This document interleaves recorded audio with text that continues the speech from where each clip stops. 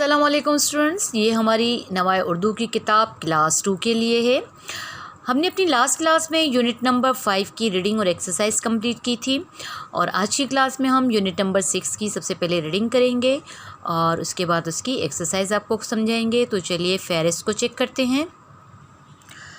Student, ये हमारी lessons की फ़हरिस्त है जिसमें हमने अपनी लास्ट क्लास में आपको फर्स्ट टर्म का सिलेबस भी टिक करवाया था। हमारा फर्स्ट टर्म यूनिट नंबर 1 से स्टार्ट होता है और यूनिट नंबर 7 पर हमारा फर्स्ट टर्म कंप्लीट होता है और हमने अब तक 5 यूनिट्स कंप्लीट किए हैं अपनी लास्ट क्लास में। खाने पीने और बातचीत के आदाब, यहाँ तक हम अपने यूनिट्स कंप्लीट कर चुके हैं और आज की क्लास में हम यूनिट नंबर 6 ईद उल फितर की सबसे पहले रीडिंग करेंगे और उसके बाद इसकी एक्सरसाइज आपको समझाएंगे।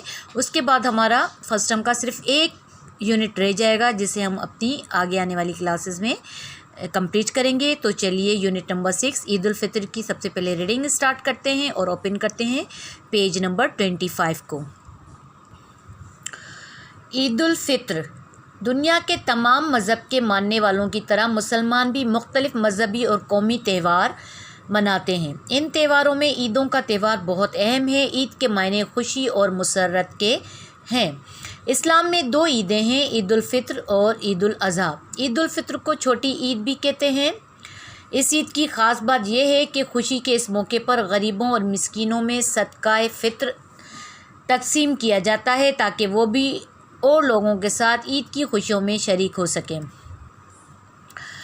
ईद उल फितर शवाल की पहली तारीख को मनाई जाती है। मुसलमान रमज़ानुल मुबारक के मुक़द्दस महीने में रोज़े रखते और नमाज तरावी पढ़ते हैं। सारा महीना ज़्यादा से ज़्यादा इबादत करते हैं। अल्लाह ताला ने इसीलिए ईद का त्यौहार दिया है ताकि मुसलमान अपने फ़र्ज़ की अदायगी के बाद शुक्राने के तौर पर खूब खुशियाँ मना सकें। नेक्स्ट पेज पे चलते हैं।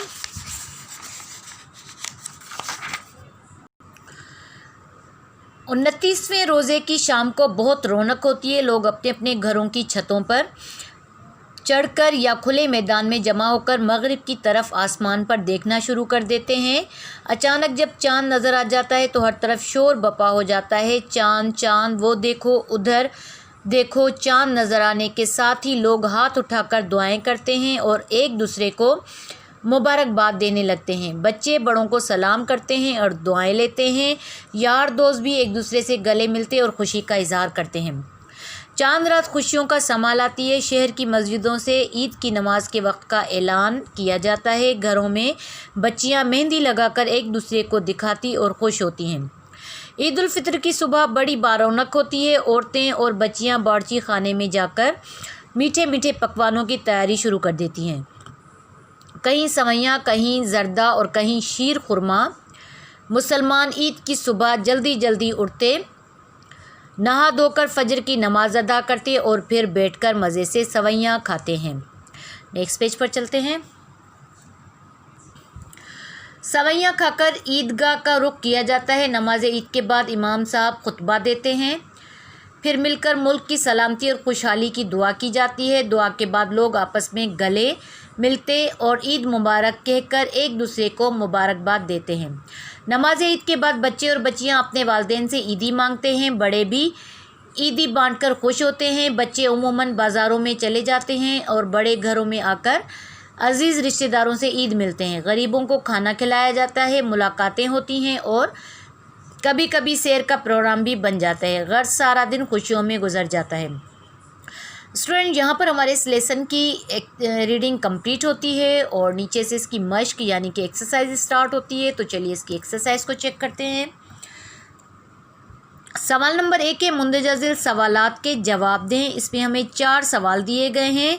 सवाल नंबर 1 है, ईद का चाँद देखने का मंजर कैसा होता है। सवाल नंबर 2 है, ईद उल फितर की तैयारी किस तरह की जाती है। सवाल नंबर 3 है, अल्लाह ताला ने हमें ईद उल फितर का तोहफ़ा किस लिए दिया है। सवाल नंबर 4 है, ईद उल फितर के दिन लोगों की क्या मसरूफियात होती हैं। तो स्टूडेंट, 4 क्वेश्चंस के आंसर्स हम आपको सेंड कर देंगे और इसे आपने अपनी फेयर कापी पर उतारना है। اس کے بعد سوال نمبر 2 ہے دیے گئے الفاظ کے معنی لکھیں. یہ ہمیں الفاظ دیے گئے ہیں، ان الفاظ کے ہمیں معنی لکھنے ہیں. تو پہلا الفاظ ہے اظہار، دوسرا ہے مقدس، تیسرا ہے سماع، چوتھا ہے تہوار اور پانچواں ہے سلامتی. اب اسے آپ نے اپنی فیئر کاپی پہ کیسے اتارنا ہے؟ آپ نے بنانے ہیں 2 کالم. ایک میں آپ نے الفاظ لکھنے ہیں جو کہ یہ دیے گئے ہیں، اور دوسرے کالم میں آپ نے ان کی معنی لکھنی ہے ہر ایک الفاظ کی، اور یہ ہم آپ کو سینڈ کر دیں گے اور اسے آپ نے اپنی فیئر کاپی پر اتارنا ہے. اس کے بعد سوال نمبر 3 ہے سبق عید الفطر کو غور سے پڑھیں اور بتائیں کہ لفظ عید الفطر کتنی بار استعمال ہوا ہے. جواب جملے کی صورت میں دیں. تو اسٹوڈنٹ اس سوال کو آپ نے یہی بک پر ہی آنسر لکھ دینا ہے، اور یہ اس کا آنسر ہم آپ کو سینڈ کر دیں گے. اس میں سے آپ نے اس کو یہی بک پر ہی اتارنا ہے، فیئر کاپی پر اتارنے کی ضرورت نہیں ہے. نیکسٹ پیج پہ چلتے ہیں.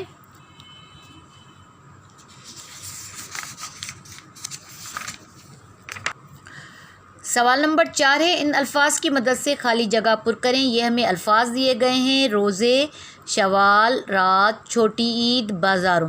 یہ ہمیں الفاظ دیے گئے ہیں جو کہ ہمیں ان خالی جگہوں میں فل کرنا ہے، جس میں جو صحیح الفاظ ہوگا وہ ہم نے فل کرنا ہے. تو چلیے پہلی خالی جگہ کو پڑھتے ہیں.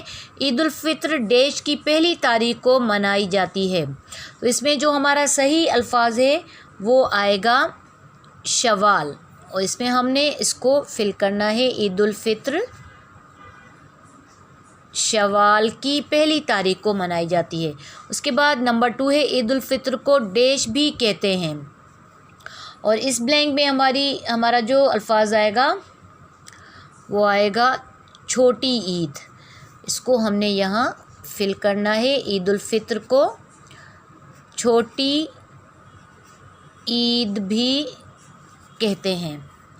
اس کے بعد نمبر 3 ہے 29ویں ڈیش کی شام کو بہت رونق ہوتی ہے، اور اس میں ہمارا جو الفاظ آئے گا وہ آئے گا روزے. 29ویں روزے کی شام کو بہت رونق ہوتی ہے. اس کے بعد نمبر 4 ہے چاند ڈیش خوشیوں کا سما لاتی ہے، اور اس میں آئے گا ہمارا لفظ رات. چاند رات خوشیوں کا سما لاتی ہے. اس کے بعد نمبر 5 ہے عیدگاہ سے فارغ ہو کر بچے عموماً ڈیش میں چلے جاتے ہیں، اور اس میں ہمارا جو لفظ آئے گا وہ آئے گا بازاروں.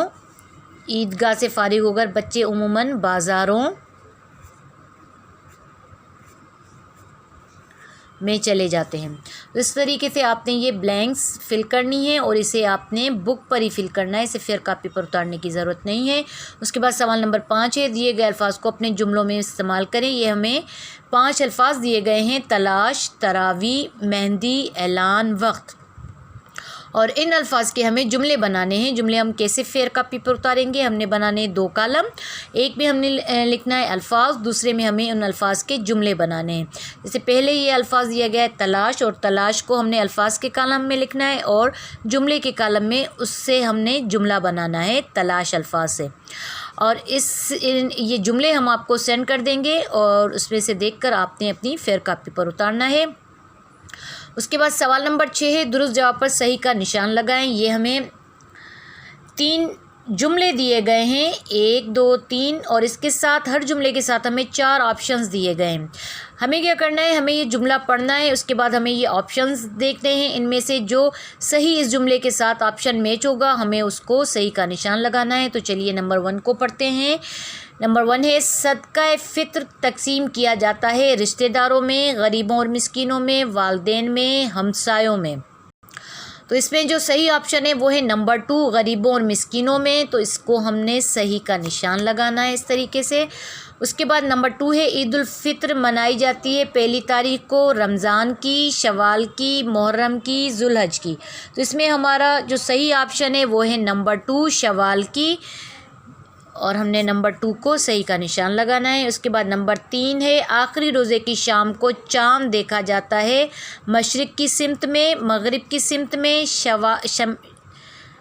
شمال کی سمت میں، جنوب کی سمت میں. تو اس میں ہمارا جو صحیح آپشن ہے وہ ہے نمبر 2 مغرب کی سمت میں. تو ہم نے اس کو صحیح کا نشان لگانا ہے. تو اسٹوڈنٹ اس طریقے سے آپ نے اپنی بک پر صحیح آپشن کو ٹک کرنا ہے اور اس سوال کو آپ نے بک پر ہی فل کرنا ہے، اسے فیئر کاپی پر اتارنے کی ضرورت نہیں ہے۔ تو چلیے نیکسٹ پیج پہ چلتے ہیں۔ سوال نمبر 7 ہے، کالم الف کے الفاظ کو کالم بے کے الفاظ سے ملا کر درست جملے بنائیں۔ یہ ہمیں 2 کالم دیے گئے ہیں، الف اور بے، اور ان جملوں کو ہمیں اس جملے کے ساتھ جو صحیح جملہ میچ ہوگا اس کے ساتھ ہم نے اسکیل رکھ کے اس کو میچ کرنا ہے۔ تو چلیے کالم الف کا پہلا جملہ پڑھتے ہیں، تہواروں میں عید کا تہوار۔ اب ہمیں کالم بے کے کالم میں سے چیک کرنا ہے کہ اس جملے کے ساتھ کون سا جملہ صحیح میچ ہوتا ہے، اس کو ہم نے اس کے ساتھ ملانا ہے۔ تو اس کے ساتھ ہمارا جو میچ ہوگا وہ ہوگا خوشیوں سے بھرا ہوتا ہے، تہواروں میں عید کا تہوار خوشیوں سے بھرا ہوتا ہے۔ ہمیں اسکیل رکھ کر اس سرکل کو اس سرکل کے ساتھ میچ کرنا ہے، اس طریقے سے لائن کو سیدھا کھینچنا ہے۔ تہواروں میں عید کا تہوار خوشیوں سے بھرا ہوتا ہے۔ اس کے بعد دوسرا ہے غریبوں اور مسکینوں میں۔ اب یہ ہمیں چیک کرنا ہے کہ یہاں کون سا آپشن کے ساتھ یہ میچ ہوگا۔ غریبوں اور مسکینوں میں صدقہ فطر تقسیم کیا جاتا ہے، تو اس کو ہم نے آپشن کو اس سرکل کے ساتھ میچ کرنا ہے، سیدھا اسکیل رکھ کر اس طریقے سے۔ اس کے بعد ہے سارا مہینہ۔ اب یہ سارا مہینہ ہمارا کس کے ساتھ میچ ہوگا؟ زیادہ سے زیادہ عبادت کرتے ہیں، ہم نے اس سرکل کو اس سرکل کے ساتھ میچ کرنا ہے، سیدھا اسکیل رکھ کر۔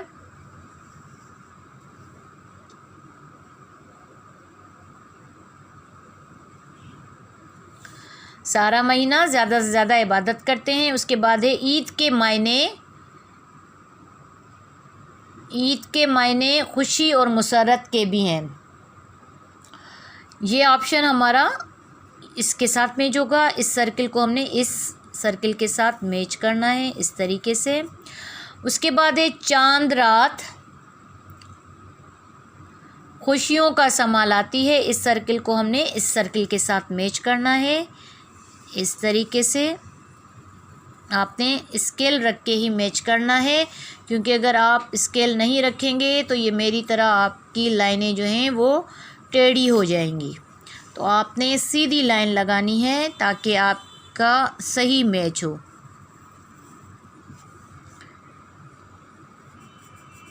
اس طریقے سے آپ نے اسکیل کے ساتھ ہی اس کو میچ کرنا ہے۔ تو اسٹوڈنٹ اور اس سوال کو آپ نے بک پر ہی میچ کرنا ہے، اسے آپ کو فیئر کاپی پر اتارنے کی ضرورت نہیں ہے۔ سوال نمبر 8 ہے، دیے گئے الفاظ کی جمع لکھیں۔ یہ ہمیں واحد الفاظ دیے گئے ہیں اور ان کو ہمیں جمع میں تبدیل کرنا ہے۔ تو پہلا ہمارا واحد الفاظ ہے، ہم نے آپ کو پہلے بھی بتایا تھا کہ واحد الفاظ کسی بھی چیز کی تعداد کو ایک کو ظاہر کرتا ہے، اور جب ہم اس کی جمع بناتے ہیں تو وہ تعداد میں زیادہ کو ظاہر کرتے ہیں، ان کو ہم واحد جمع کہتے ہیں۔ تو پہلا ہمارا جو واحد الفاظ ہے وہ ہے مسجد، اور جب ہم اس کی جمع بنائیں گے، مسجد مطلب کوئی بھی ایک، یہ ہماری واحد الفاظ ہے۔ ہم نے آپ کو سمجھایا تھا واحد الفاظ کسی بھی چیز کو ایک کو ظاہر کرتا ہے، لیکن جب ہم اس کی جمع بنائیں گے تو یہ بہت ساری چیزوں کو واضح کرے گا، یعنی کہ جیسے یہ لفظ دیا ہے ہمیں واحد مسجد ایک، لیکن جب اس کی جمع بنائیں گے تو یہ مسجدیں اس کی جمع بنے گی، یعنی کہ بہت ساری جمع میں مسجدیں، اس طریقے سے۔ اس کے بعد ہے بات، اور بات کا جو جمع ہوگا وہ ہوگا باتیں کوئی بھی ایک، اور جب جمع اس کی بنائیں گے تو یہ باتیں یعنی کہ بہت ساری باتوں میں یہ چینج ہو جائے گا۔ اس کے بعد ہے بارات، اور بارات کا جمع ہوگا باراتیں ہوگا۔ اس کے بعد واحد الفاظ ہے رات، اور رات کی جمع ہوگی راتیں۔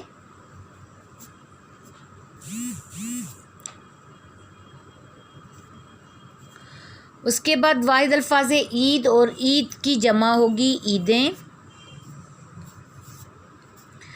اس کے بعد ہے واحد الفاظ تصویر، اور تصویر کی جمع ہوگی تصویریں۔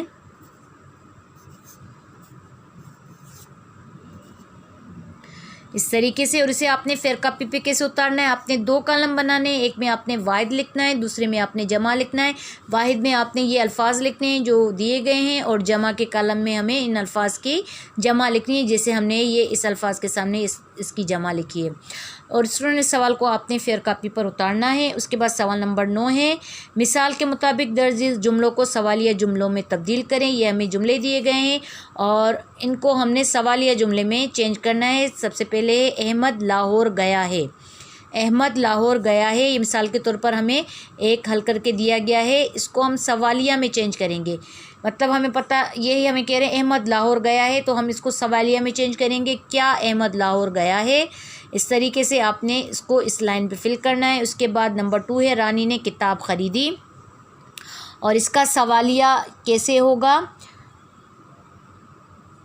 کیا رانی نے کتاب خریدی، اور ہم نے یہاں پر لکھنا ہے کیا رانی نے کتاب خریدی، یہاں کوسچن مارک لگے گا۔ اس کے بعد تیسرا جملہ ہے، ہم میچ جیت لیں گے، اور اس کا جو سوالیہ ہوگا وہ ہوگا کیا ہم میچ جیت لیں گے۔ اس کے بعد نمبر 4 ہے، پرندے آسمان پر اڑ رہے ہیں، اور اس کا سوالیہ بنے گا کیا پرندے آسمان پر اڑ رہے ہیں۔ اس کے بعد نمبر 5 ہے، لاہور کو داتا کی نگری بھی کہتے ہیں، اور اس کا بنے گا کیا لاہور کو داتا کی نگری بھی کہتے ہیں۔ تو اسٹوڈنٹ اس طریقے سے آپ نے ان جملوں کو سوالیہ جملے میں چینج کرنا ہے، اور اس سوال کو آپ نے یہی بک پر ہی فل کرنا ہے اس طریقے سے۔ تو اسٹوڈنٹ نیکسٹ پیج پہ چلتے ہیں۔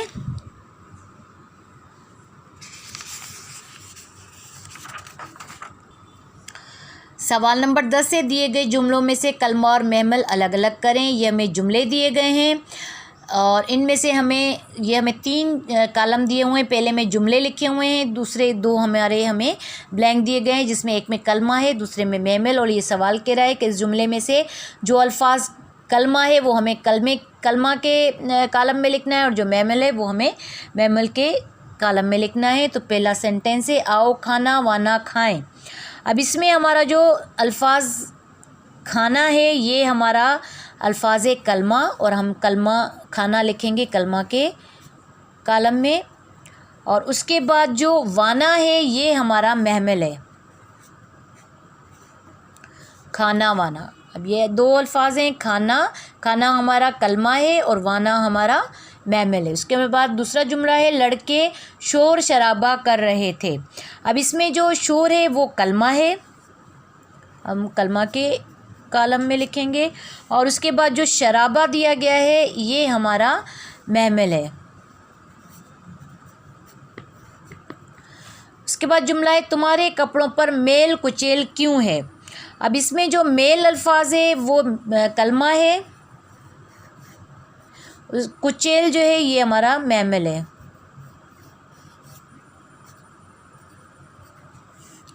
اس کے بعد جملہ ہے، ایک دوسرے سے ملتے جلتے رہا کرو۔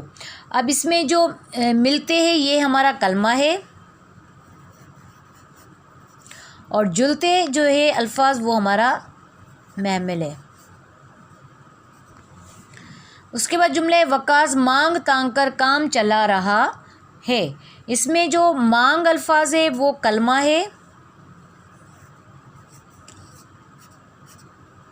اور تانگ جو ہے وہ محمل ہے۔